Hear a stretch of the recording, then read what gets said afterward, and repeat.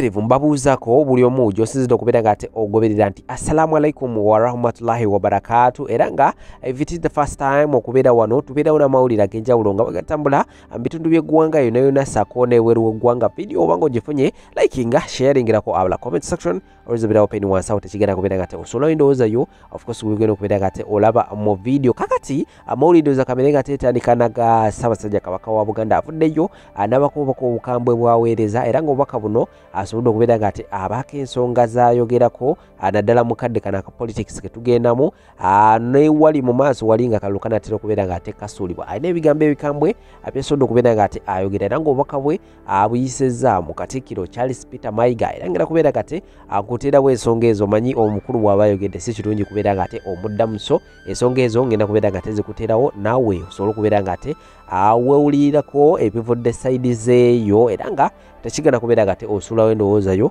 wansi awe n'abakuggyeyo n'ensonga endala nnyingi nnyo zigenda okubeera nga ate kuteerawo mu maaso awo gwetuula bwetuzikalira. Tuli ne Sheikh Ashraf musomi wa dduwa, ennamba z'essimu wansi awo ku sitika ziyitawo, munoonyeeko wajja kubeera nga ate akulombeera edduwa naawe obulamu bujja kubeera nga ate bukutambulira ku lunyuma idadi saana. Gendayo munoonyeeko naawe weegatte ku bantu abakyeyongera okubeera nga ate bawa obujulizi sayidi endala. Habibu airport pickup bano bo bajja kubeera nga ate bakusaabaza okujja ku kisaawe bakutuusa yonna yonna gye wandyagadde okubeera nga ate otuuka. Ate mu budde sayidi endala bannaffe aba Halali Construction Services bano bo gwabwe gwakubeera nga ate bakuyambako gwali ebweru w'eggwanga tolina nnyo budde, obanga oli mu ggwanga lyettu Uganda naye nga tolina nnyo bantu beesiga bajja kubeera nga ate bakuyambako okuzimbira ekizimbe kyo buli kimu kijja kubeera nga ate kikutambulira ddala bulungi nnyo fiiti. Kamere nga ate mbateerawo ensonga zino kumona mawulire amalwagi tebaawo.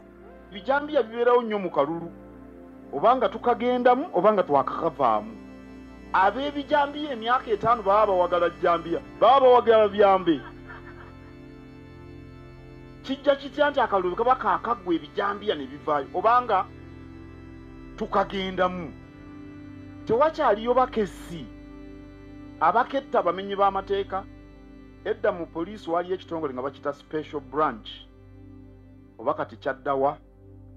Omulimu gwakyo kubeera awo nga baketta abo be balowooza abagenda okumenya amateeka ne babakwata nga tebannagamenya. Kati baba bawagala ebijambiya nga tebabalaba. Lwaki tebababuuza ebijambiya muwagala byaki? Nga toli mu kinjaaji, lwaki wagala ejjambiya emu ku emu? Naye katuulira batemaatema abantu bakola batya mu Kampala wa. Tusaba ab'ebyokwerinda babakette babakwate ng'ejjambiya tezinnajjako bantu mitwe. Okunoonya akalulu okw'omulundi guno kubadde kutambudde bulungiko, kyokka twawulira okukwata abantu era ng'eyo ate ennaku ntono emabega abalala baakwatidde eyo mu Ankole, embalala eyo ndowooza. Mu kalulu ka 2021 obusambattuko bwasukka era abantu bangi battibwa. Ku mulundi guno tubadde tussa ku Kikkowe nga tetulaba nnyo mitawaana,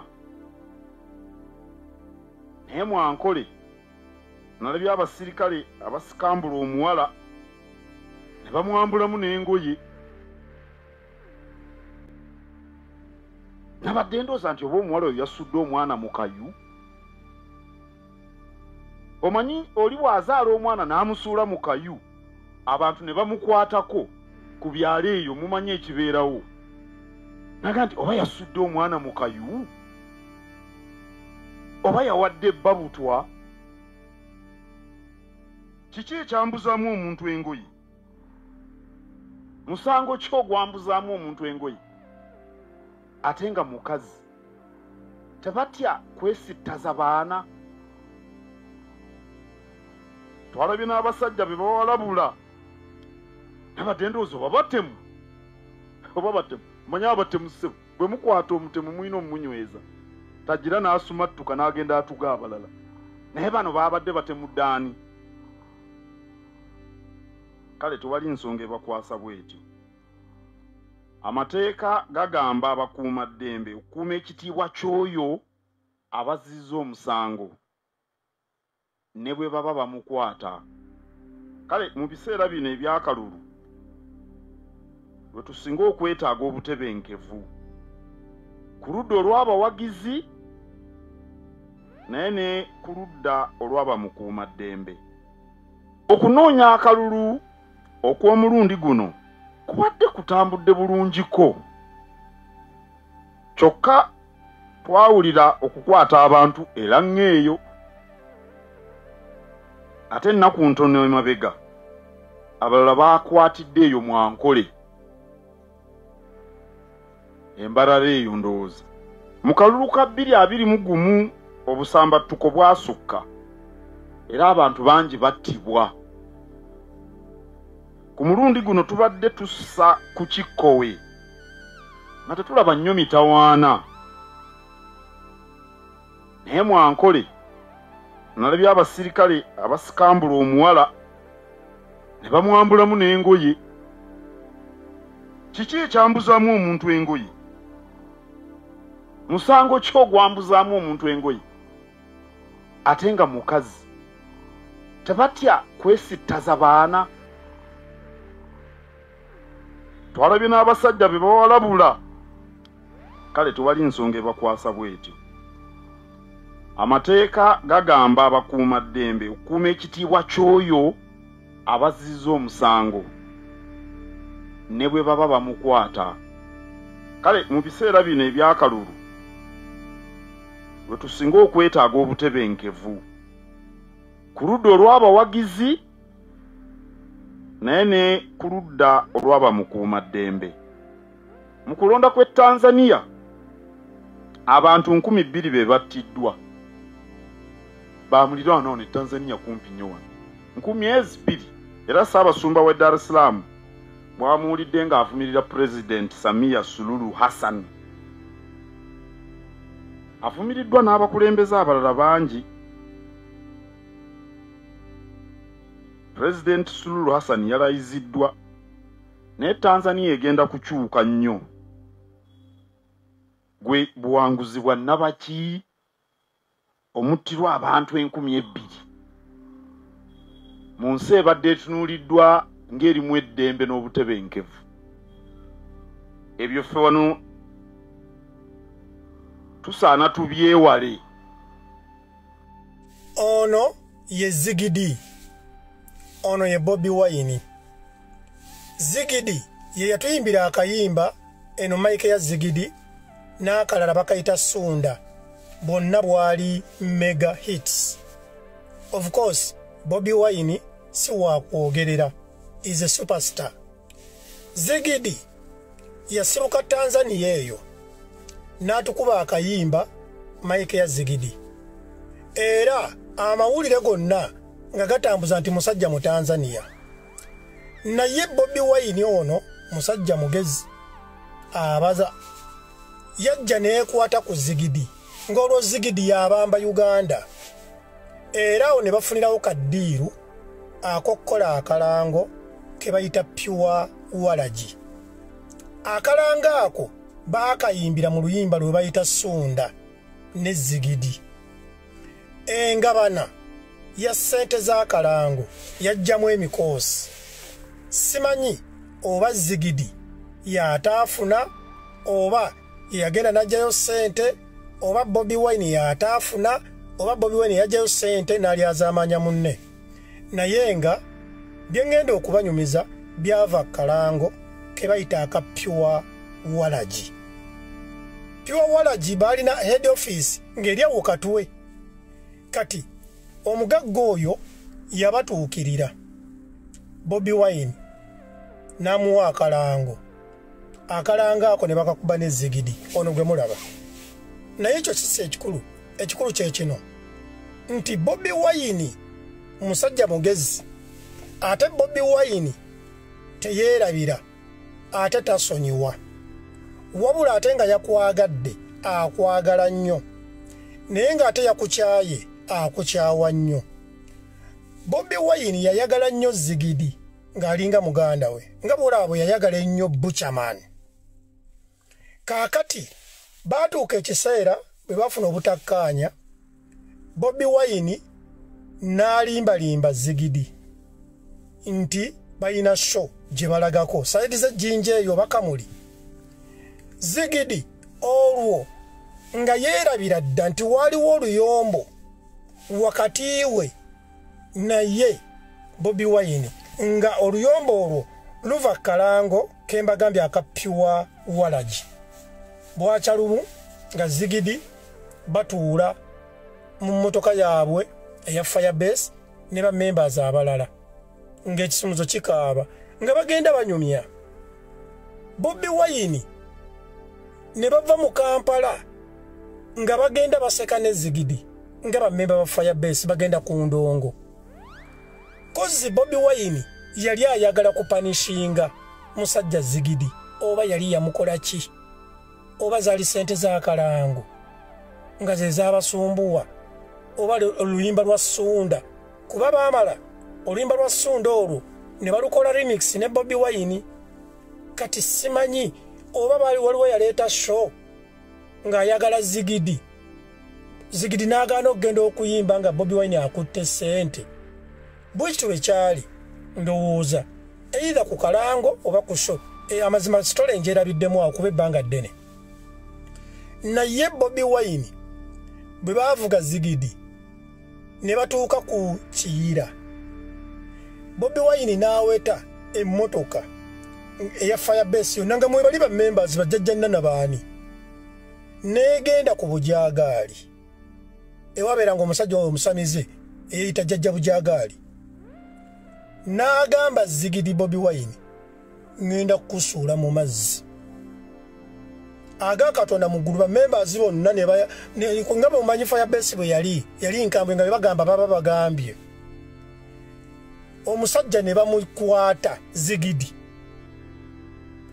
nga baagala kumusuula mu mazzi ga Kiyira Zigidi yakaaba amaziga neegayirira bajjajjaabe n'ayita emizimu egyawa n'akkirira ku ttaka n'afukamira Bobi Wine n'asonyiwa Zigidi kaakati mbadde wano ne nzijukira kasitoola kubangi temukamanyi kubanga kamanyibwa ffe abaali munda mu mawulire ennyo ne mu entertainment mbadde wano ne nzijukira ne ndaba abantu abakaaba Bobi Wine yabamye kaadi biki njagala mbategeeze nti Bobi Wine bw'akwagala aba akwagadde ate bw'akwetamu aba akwetamiddwa ate teyeerabira kubanga kati bwe mulaba sitole ya Mpuuga eringa Bobi Wine alinga abadde agyerabidde kozi bonna abaasayidinga n'Empuuga abamuyambako wano na wali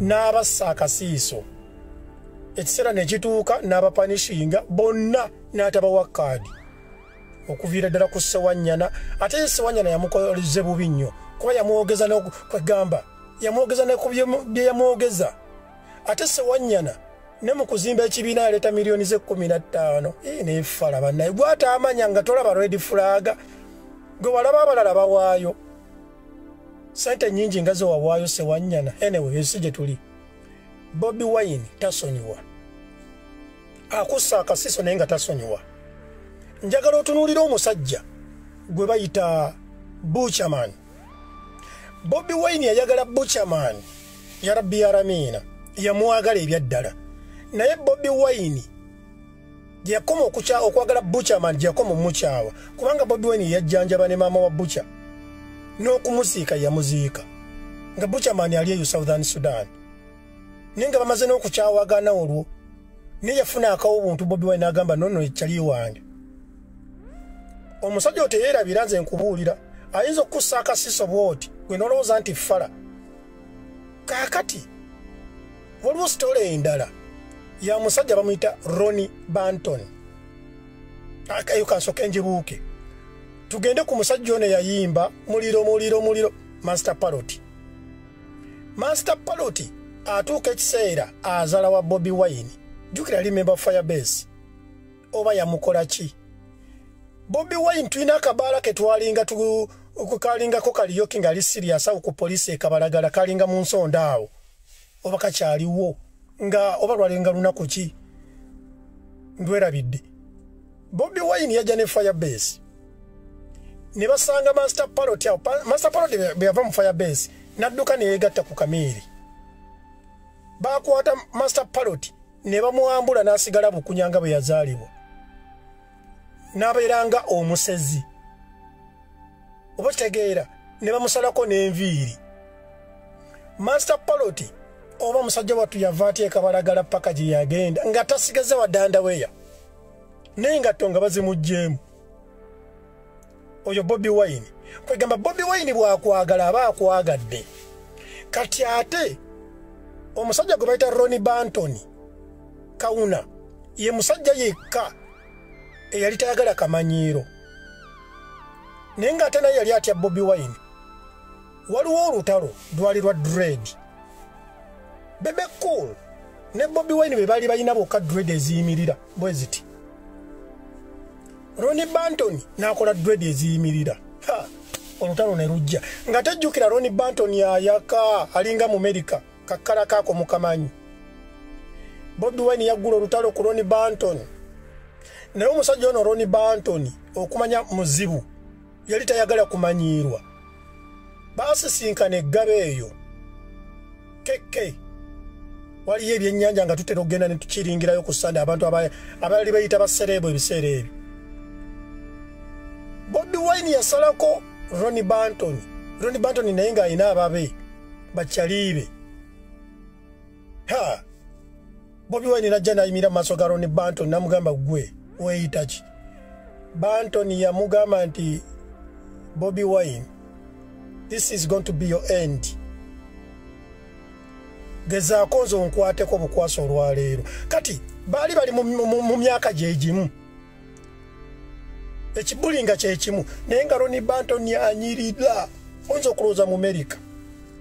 Kati nga Bobi Wine awala na Ronnie Banton dwakunyirira. Bo tebalina guraji nti oba balina business ki kunyirira. Nga buli Ronnie Banton wajja buli mukazi ateekwa kutunuulira Ronnie Banton. Omuyayi yali anyirira. Kati olutalo olwo olwa Ronnie Banton, Bobi Wine yasala Ronnie Banton eŋŋoomi. Giwulire. Ronnie Banton kye yakola yaddamu buzibu ati emabega. N'akwata bulooka n'agikuba Bobi Wine. Bobi Wine teyazzaayo. Yafulumirawo n'agenda mu mmotoka ye n'asimbula okuva olwo baamukwano era banfanfe. Kwegamba kyengezako okubalageeza kiri kimu.